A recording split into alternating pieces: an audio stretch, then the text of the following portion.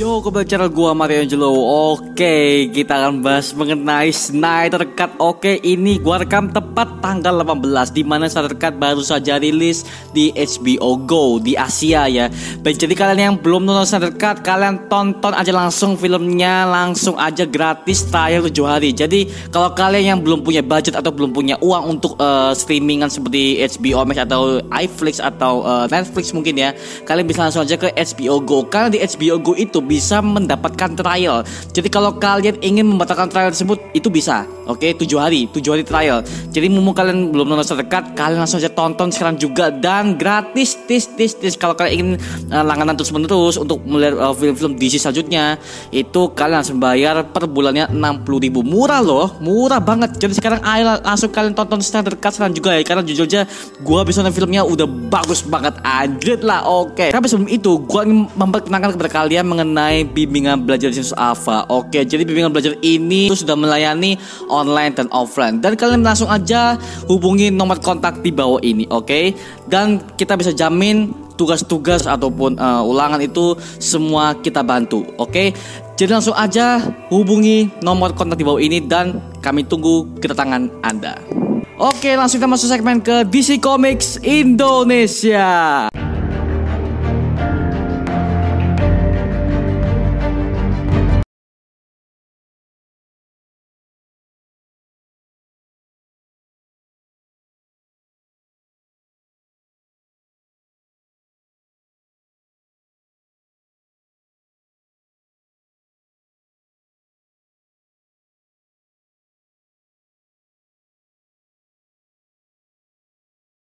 Sumpah ini sumpah banget, gue suka banget anjir. Ini yang membuat gue tuh langsung suka dengan Snyder Cut ya, Justice League Snyder Cut. Sumpah ini beda banget apa yang pernah gue lihat di Justice League tahun 2017 lalu. Oke, sumpah itu menurut gue anjir gila banget. Sumpah gue suka banget anjir, gila. Semua cut-nya, semua proses sinematografinya, semua soundnya itu bagus banget. Oke, dan gue bisa jamin ini tidak akan ada jokes ya, tidak akan ada jokes versi Marvel yang menurut gue terlalu cringe lah untuk bagi kita yang udah pernah lihat karyanya Snyder lagi ya. Gue suka banget coba. Dan jujur aja dalam film ini tuh dari awal sampai akhir itu semuanya rapi pak, tidak ada yang di skip dan tidak ada yang menurut gue tuh cringe karena semuanya dipelan-pelanin. Dan Snyder di sini gue suka banget, dia tuh pelan-pelan menceritakan Barry Allen itu gimana, menceritakan Arthur Curry-nya secara lengkap bagaimana sih Wonder Woman bagaimana, semuanya dijelasin semua gue suka banget coba. Dan menurut gue sih ini worth it banget untuk ditonton oleh sekeluarga ya, karena menurut gue dia meskipun film ini dark banget, tapi menurut gue masih ada sisi superhero yang menurut kalian tuh wah apa sih di situ. Nah kalian langsung nonton aja Snyder Cut ini. Dan jujur aja ini adalah the best film menurut gue lah di antara semua DC movie yang pernah gue tonton, karena gue kira Snyder Cut ini akan sedark BVS. Kalau kalian udah nonton BVS ya, lu tau kan BVS itu menurut gue tuh sedark-darknya dark DC banget deh. Tapi menurut gue kalau gue bandingkan dengan Snyder Cut ini, menurut gue sih gak terlalu dark amat sih. Yang jelas ini momen superhero-nya ditingkatin banget, sama ada beberapa adegan-adegan yang menurut gue tuh bagus banget. Dan jadi ada beberapa yang gila bang, ada gue masih ingat ada adegan di mana ketika si Superman ya, Superman mati tuh nggak sekedar kita diperlihatkan Superman mati dulu. Jadi di awal film kita diperlihatkan potongan scene-nya BVS ketika Superman mati di tangan Doomsday. Itu menurut gue bagus banget, dan itu awal scene-nya gue bisa melihat teriakan Superman pada saat dia ditusuk sama ini cakarnya si Doomsday. Itu suara teriakannya sampai kemana-mana pak, sumpah gue sampai gile Superman anjir, teriakannya sampai menyebar kemana-mana. Dia sampai terdengar di Gotham, di Ivy City, habis itu di Atlantis juga kedengeran, bahkan di Amazon aja kedengeran anjir. Itu menurut gue wah anjir teriakan apa ya, teriakan nying sumpah itu menurut gue kaget banget seperti gue lihat. Tapi disitulah gue bisa merasakan visinya Snyder tersampaikan di situ. Jujur aja gue meskipun fanboy, tapi kalau gue nggak suka filmnya ya gue bilang nggak suka. Tapi kalian ngomongin filmnya 4 jam ya, dan jujur aja itu hampir membuat gue itu gak kerasa. Anjir gak kerasa, sumpah gue gak kerasa itu gue nonton 4 jam. Serius aja, gila banget. Gua merasa terhibur banget lah dengan gua udah langganan HBO Max hanya untuk standard cut. Pada saat gua lihat, wah, worth it nih. Ini worth it banget nih. Ini kalau sampai mereka menang festival atau ini tayang di bioskop, oh gempar banget, Pak. Kita para fans, gila. Gua suka banget lah. Dan jujur ya, gua dari awal sampai film itu gua hanya menunggu beberapa scene. Yang pertama, kedatangan Martian Manhunter ya. Kedatangan Martian Manhunter ini gua penasaran banget seperti apa. Dan kedua, ketika momen Nightmare alias Injustice yang bagaimana.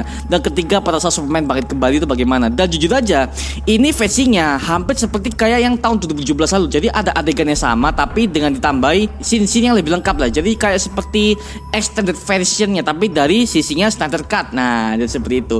Itu menurut gua bagus banget sih. Dari awal Batman itu merekrut semua anggota-anggota Justice League-nya kayak si Aquaman, The Flash, si Dynapolis, Wonder Woman, itu semuanya dijelasin pelan-pelan. Dan gua suka ya ini.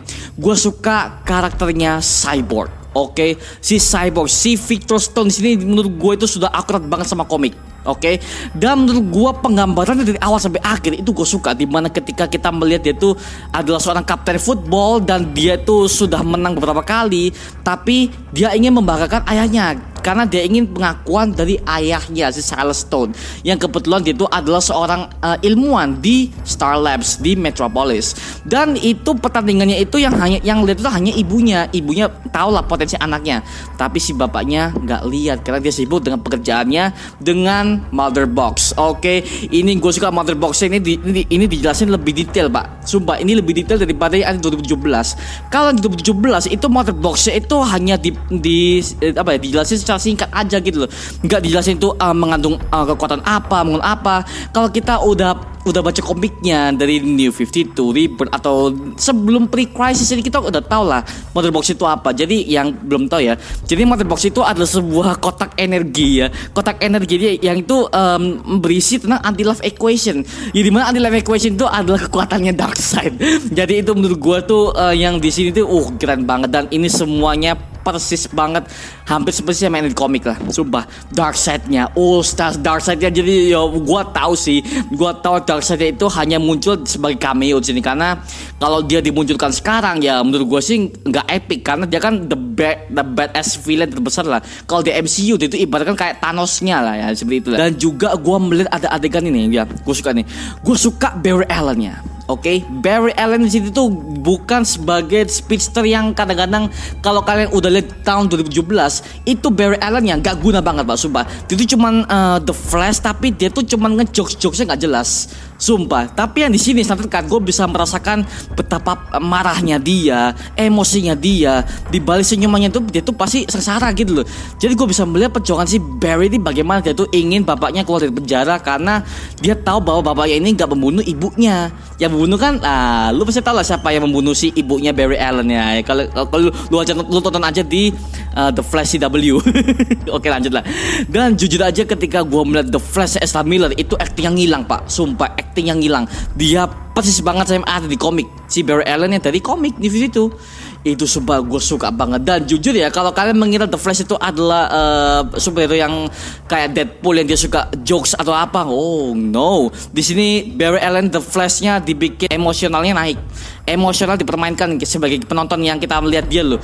Gila banget sumpah. Apalagi ada di kan ini spoiler alert by the way. Ini adalah spoiler alert. Kalau kalian belum nonton Zack Snyder Justice League, kalian langsung tonton aja di HBO Go. Oke, HBO Go. Oke, kalian langsung langganan dulu biar kalian bisa nonton filmnya. Oke, sumpah ini film 4 jam dan menurut gue ini tidak terbuang sia-sia. Sumpah, semuanya dibikin rapi dan gue suka banget. Oke, langsung aja tonton aja di Zack Snyder Cut, ada di HBO Go. Oke, lanjutlah. Dan ketika pada saat ada scene ketika dimana gue melihat si Clark Kent-nya mati. Oke, Clark Kent mati. Terus semua kota metropolis bahkan seluruh dunia bersedih. Itu gue bisa merasakan banget musiknya, tone-nya, bahkan suasananya pun kelam gitu loh. Gue suka. Kalau gue bandingkan filter grading yang ada di Justice 2017, oke, gue bisa asumsikan bahwa ini beda banget. Sumpah, ini beda banget. Dari color gradingnya aja udah berbeda, Pak. Gue bisa melihat perbedaan antara color gradingnya versi DC sama versi Marvel. Kalau kalian udah lihat di Justice League 2017, kalian bandingkan aja dengan yang si Zack Snyder Justice Justice League ini semuanya berbeda. Bahkan kalau gradingnya pun kalian bisa bedakan gitu loh. Kalau yang 2017 itu agak sedikit terang-terang, kalau di situ udah bener-bener gelap dan dark banget. Ini yang gue suka dari visinya Snyder, itu udah mulai keluar gitu. Jadi gue bisa merasakan anjir, ini film nggak, ini bener the best lah, the best banget lah. Tapi jujur aja di sini gue suka banget karena feelnya DC ya, feelnya DC dari komik itu nggak hilang, sumpah gak hilang, semuanya dibikin pas sama yang dari komik. Makanya jujur aja gue pada saat gue lihat Snyder Cut ini dari awal sampai akhir, storynya pak, gue ini ya yang utama, storynya, actingnya, sama plot twist yang disediakan film ini semuanya maksimal. Oke, semuanya maksimal banget lah. Jadi gue di sini ya bagus banget sih, bagus banget. Sumpah gue merasa nggak rugi ketika gue nonton ini. Dan juga ya ini ada, tapi ada beberapa yang harus gue kritik. Oke, ada beberapa. Yang pertama Superman Black Suit-nya pak. Oke, Superman Black Suit-nya ya, kalau kalian udah pernah baca di komiknya, Superman Black Suit itu jujur aja itu adalah armor Superman yang paling lemah sebenarnya loh ya. Kalau kalian udah baca di The Rise of Superman, The Return of Superman, itu kalian bisa melihat bahwa dia pakai kostum hitam itu, dia tuh paling lemah, damage-nya aja nggak sampai besar gitu loh. Jadi itu The Black Suit itu bukan kostum yang benar kuat, no, justru itu paling lemah karena itu tidak ada radiasi matahari. Sehingga kalau Superman itu kan kekuatannya dari radiasi matahari kan, radiasi matahari kuning. Jadi kalau gua melihat di Black Suit itu dia sampai so OP gitu ya elah. Jadi gua nggak melihat apa ya sisi kelemahan Superman di sini ya which is ya gua tahu sih ya, ini kan multiverse lah ya. Jadi ya gua nggak terlalu protes, tapi jujur aja kita yang udah pernah baca komiknya ini pasti ya gua agak gimana ya, gua agak kecewa dikit lah, tapi dikit banget lah, nggak sampai yang gini, nggak, no ya.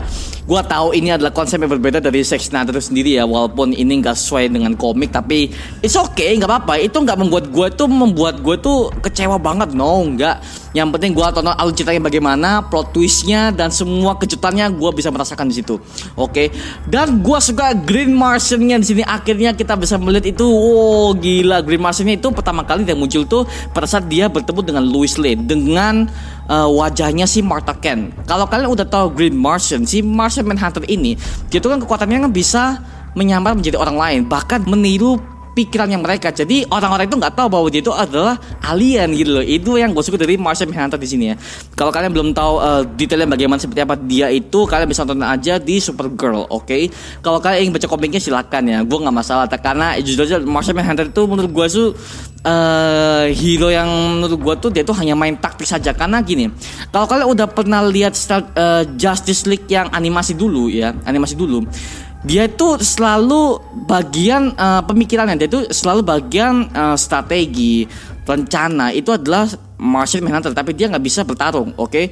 Martian Manhunter itu nggak bisa bertarung pak, jujur aja, karena dia tuh kalau bertarung tuh lemah banget. Jadi ya itu sesuai banget sama di komik ya. Jadi dia tuh jagonya di strategi, bantuin Bruce Wayne untuk mengatur semua rencana, sama ya itu.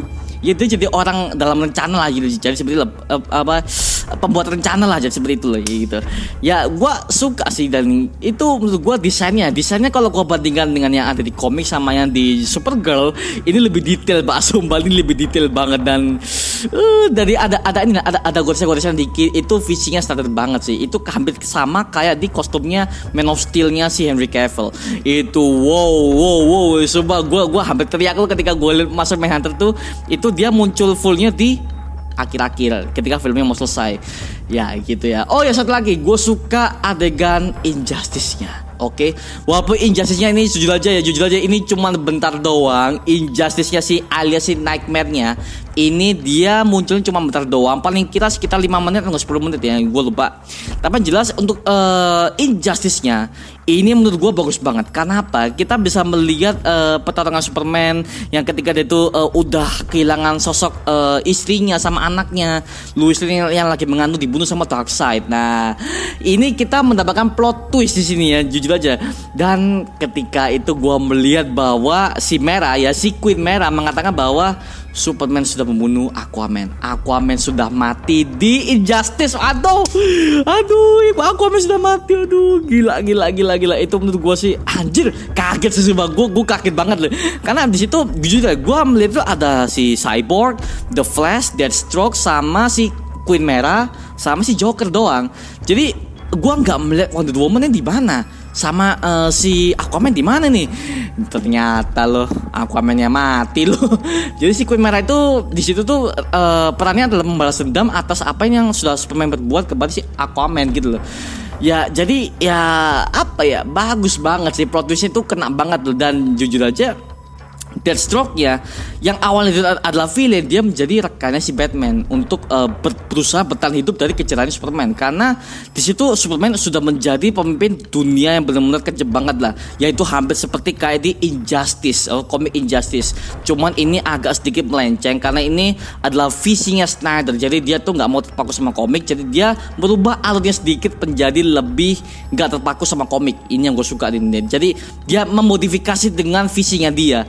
Wow, the best banget. Gue suka banget. Jadi ini udah ada teasernya untuk JL2. Oke, gue pengen tahu JL2 bagaimana. Karena jujur aja ya, dari informasi Warner Bros itu udah jelasin bahwa Warner Bros itu belum tertarik dengan skripnya Snyder untuk JL2 dan JL3.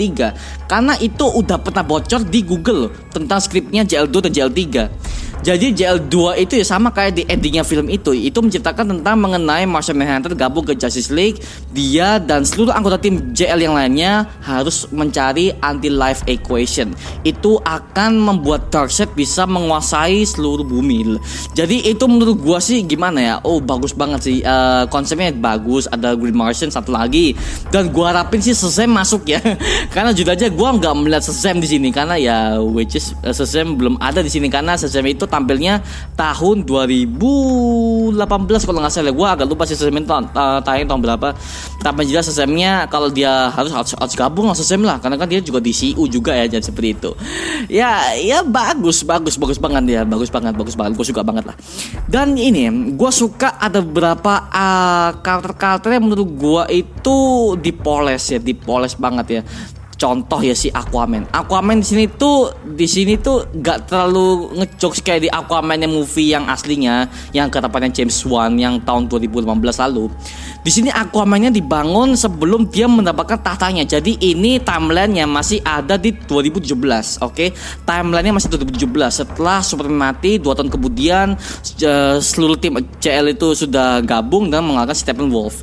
Dan jujur aja untuk yang Aquaman di sini tuh gue suka banget lah, karena gue bisa melihat dia tuh selalu menolak dia untuk mengambil tahta kerajaannya kembali. Karena dia seharusnya kan yang jadi raja kan adalah si Aquaman, tapi kan si Aquaman ini menolak terus. Akhirnya tahta itu jatuh kepada si King Orm. Itu adalah saudara tirinya ya, oke, tapi masih ibu yang sama ya gitu.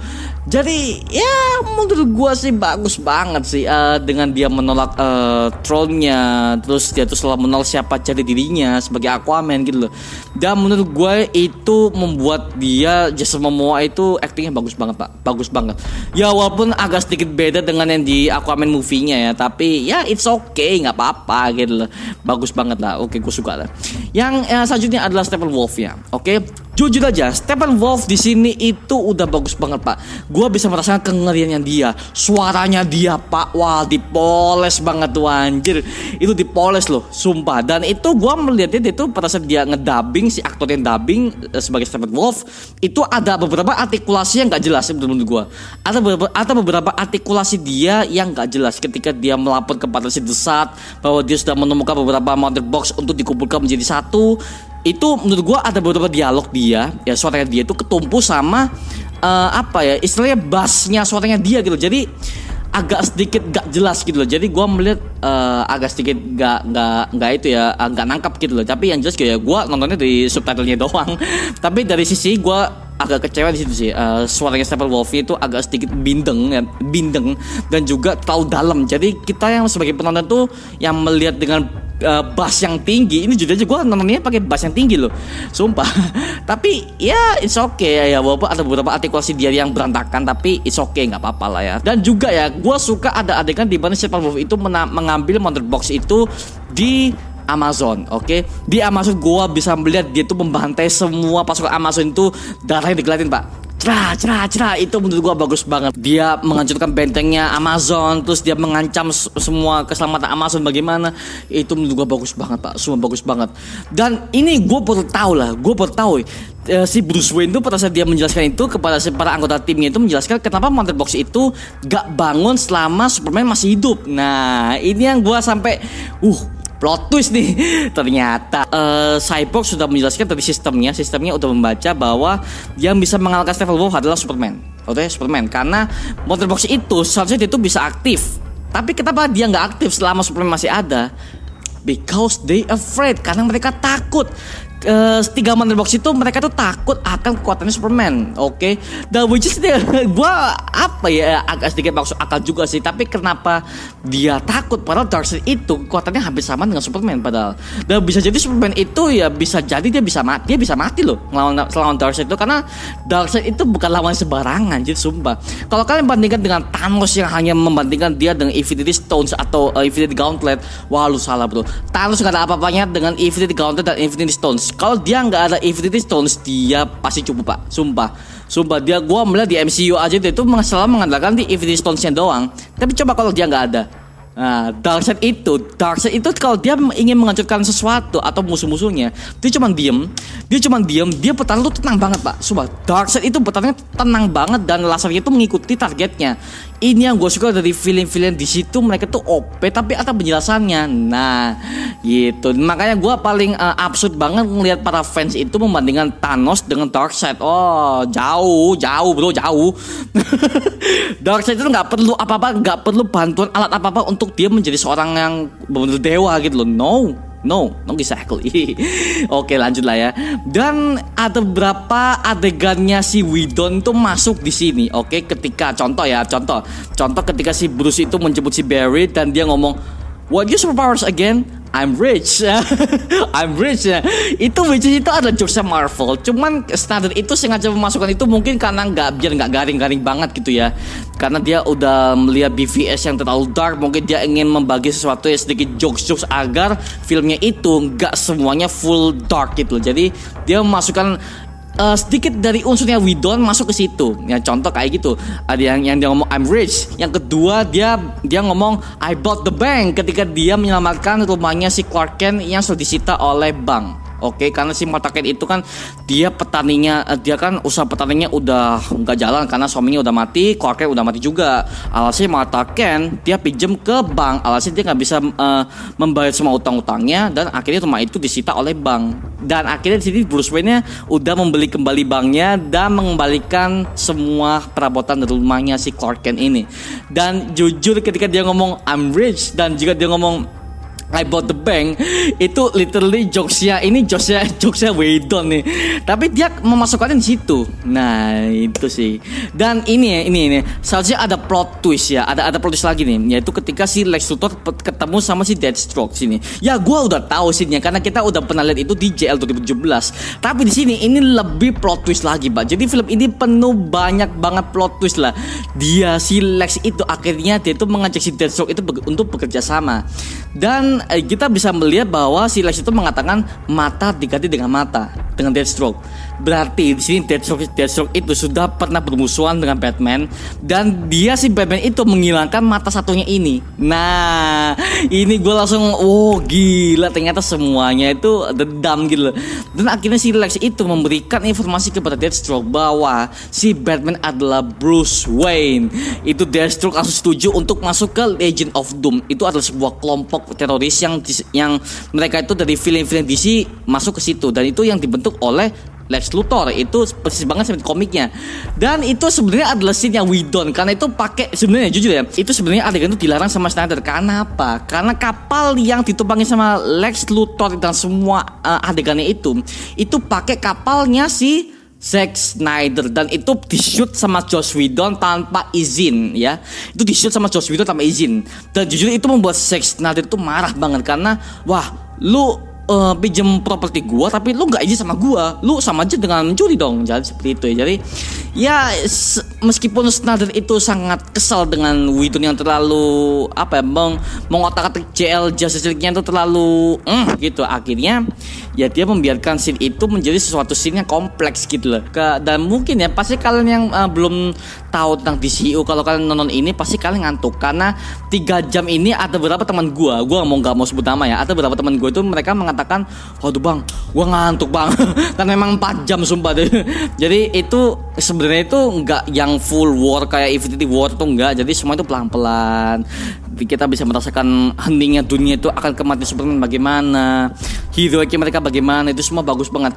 Satu lagi, kalau kalian udah melihat scene-nya si Bruce Wayne ketemu si Barry Allen pertama kali, kalau kalian teliti pada saat si Barry Allen itu masuk ke kantornya, kita bisa melihat backgroundnya TV-nya si Barry ketika dia itu semuanya backgroundnya adalah dia menyetel lagu K-pop cewek. Oke, di situ itu defense-nya Whedon. Tapi kalau di sini ya di Zack Snyder itu ketika saat dia menyalakan TV-nya itu semuanya itu adalah basisnya map, peta-peta, terus dia bisa memantau semua orang di situ untuk menyelamatkan kota sentral sebagai The Flash gitu ya.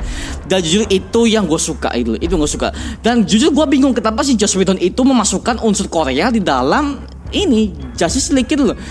Barry Allen tuh nggak suka yang Korea banget, enggak. Dia tuh saintis Pak Barry Allen tuh. Jadi astaga apa sih dimasukin yang hal-hal Korea padahal itu nggak ada hubungan dengan Korea gitu loh. What the fuck gitu loh. Itu yang gue sampai what the hell. Dan ini ya gue suka adegan ketika si pembentukannya Cyborg. Oke, semuanya pembentukan Cyborg itu semua dijelasin semua. Dan Cyborg itu adalah menjadi kunci untuk melepaskan semua Mother Box itu, kekuatannya akhirnya menjadi rusak gitu loh. Dan ketika gue melihat Cyborg itu emosinya naik Pak, apalagi ketika si bapaknya mati itu gue melihat wow gila banget itu. Dan si Cyborg itu berusaha, dia tuh ingin menyelamatkan ayahnya tapi nggak bisa karena ayahnya itu ingin menandakan Mother Box itu harus diselamatkan gitu loh, tapi telat gitu loh, dia mati. Ya bagus banget ya itulah ya. Dan jujur aja sampai akhir film bagus banget. Terutama pada saat dia ini, gue ada suka di scene di Injustice ya, alias si Nightmare. Yaitu ketika si Joker ketemu sama Batman. Oke, Joker ketemu sama Batman, Joker itu udah manasin Batman ya. Dia ngomong, why you keep Wonder Boy to the business a man? Kenapa lu ngajak si Wonder Boy itu ke pertarungan orang dewasa? Nah, ini adalah Easter egg ya. Ini adalah Easter egg dimana ketika si Joker bunuh Robinnya si Dick Grayson. Oke, Dick Grayson itu adalah Robin pertama ya kalau di komiknya. Tapi kalau itu seharusnya itu yang mati itu adalah Robinnya si Jason Todd. Tapi kalau di CU itu yang mati itu adalah si Dick Grayson. Dan itu benar udah ngamuk banget dan dia udah ngancam ke Joker, I will fucking kill you. Wow, itu gua I don't battle. Gua kira battle. Ternyata mereka cuman bertarungnya melalui monolog gitu loh. Ya bagus, nggak masalah. Cuman Joker itu ketika dia manas-manasin Batman, si Batman manas-manasin dia juga. Dia ngomong dia udah bunuh si Harley Quinn mati dibunuh sama Batman. Oke? Dibunuh sama Batman tuh. Dan si Joker langsung diem, tapi dia tuh diemnya dan jujur aja ketawa khasnya Joker Jared Leto itu berbeda banget sama yang ada di Suicide Squad. Kalau kalian bandingkan itu sih yang di Zack Snyder ini itu ketawanya lebih horor Pak, sumpah. Gua melihatnya dia tuh ini loh bagian dagunya tuh main. Itu menurut gua bagus banget sih. Dan Jokernya dandanan yang ketika dia lihat the best banget, the best. Oke. Ya sayangnya itu Injustice-nya hanya sekitar 10 menitan lah ya, nggak sampai battle gimana. No, nggak. Oh ya, gue suka banget dengan adegan ketika si Barry Allen menyelamatkan si Iris. Jujur, Iris yang di sini cantik banget. Ini baru Iris West. Dia meskipun dia seorang kulit hitam, kulit barat gitu ya, tapi dia tuh cantik banget Pak, sumpah cantik banget. Ini lebih cantik daripada si Kate Patton yang memerankan Iris di CW. Gak banget Pak. We are the Flash. Apa itu? Itu bener-bener ngancurin banget sih menurut gue. Jadi seperti itu. Aduh, gila banget itu gue suka banget sih. Ada feelnya sendiri gitu loh. Oke, itu aja untuk mengenai review Zack Snyder Justice League. Kalau menurut gue kasih nilai 9,5 dari 10. Kenapa nggak 10 dari 10? Ya itu karena Superman black suit-nya. Gua agak sedikit kecewa sih itu. Dan juga suara Steppenwolf-nya, akurasinya nggak tepat pak. Aduh, gua hampir nggak kedengeran untuk dia monolognya bagaimana, dia laporannya ke desat bagaimana, itu agak sedikit bideng di kuping gua. Jadi seperti itu ya. Dan momen injustice-nya sangat dikit banget. Ya gue tahu itu hanya sebagai teaser ya. Itu sebuah bocoran untuk Justice League selanjutnya ya. Makanya gue harapin ya, please Warner Bros, gue harapin lo menerima visinya Snyder ya. Skripnya semuanya lu terima aja lah. Yang penting kan fans suka, duit masuk, udah kelar lo hidup. Makanya ini Warner Bros itu kenapa ya, Warner Bros itu kadang-kadang dia tuh selalu menolak film-film yang bagus, tapi dia selalu menerima visi-visi film yang jelek. Contoh Justice League 2017 aja dia tuh selalu menerima doang, padahal dia punya kritikan yang pedes gitu loh. Dan banyak banget Joker punya masalah juga dengan Warner Bros. Joker juga loh. Padahal si Todd Phillips yang maunya itu filmnya menjadi dari awalnya PG-13, si Todd Phillips si saudaranya maunya itu pengennya dewasa, ingin jadikan film festival. Akhirnya menang Oscar. Nah makanya gua harapin Warner Bros itu ya, dia tidak melihat dari segi uangnya, tapi dari segi kreativitas dari saudara dan juga penulis skripnya. Nah ini yang gue harapkan dari Warner Bros itu. Udahlah, lu dengerin apa kata fans gitu loh. Lu kenapa sih? Makanya yang namanya company itu nggak mau tahu ya. Namanya company, mereka kan yang mengeluarkan uang. Tapi di sini gue bisa jamin Zack Snyder pada saat dia membuat film Snyder Cut itu, dia tidak dibayar sama sekali. Padahal gue bisa melihat Warner Bros itu ya, dia itu tiba-tiba gue bisa melihat bahwa Warner Bros itu mereka tuh sudah kasih biaya ke Snyder ya, mereka udah kasih biaya ke Snyder untuk membuat Snyder Cut, oke? Tapi Zack Snyder menolak yang mentah-mentah karena dia tahu kalau dia dikasih duit sama Warner Bros, artinya Warner Bros punya kekuasaan untuk merubah kembali Justice League, karena dia kan udah bayar si Zack Snyder untuk membayar semua aktor-aktornya, untuk membiayai semua keperluan syutingnya selama sebulan 3 bulan. Ya itu. Jadi dia menolak semua bayarannya dari Warner Bros. Ya, itu gue suka banget karena kalau Warner Bros ikut campur lagi jujur aja, aduh, gak usah gitu. Karena aduh, Warner Bros itu udah mengajukan semua series DC yang bagus-bagus. Contoh Swamp Thing di cancel, habis itu Krypton di cancel. Aduh, yang bagus-bagus di cancel, apa sih mau lu? Ya jadi seperti itu ya. Gua doain sih ya Warner Bros bisa mendengarkan kata fans gitu ya. Oke, ya itu aja video kali ini mengenai Zack Snyder Justice League. Kalau kalian ingin berpendapat yang lain, kalau kalian udah nonton ya, tulis di kolom komentar di bawah dan kita bisa diskusi bareng seperti biasanya. Terima kasih untuk menonton video ini guys. Jangan lupa like, comment, dan subscribe untuk mendukung gua membuat video mendidik dan menghibur kalian semua. Sampai jumpa di video berikutnya guys. Adios. Woo!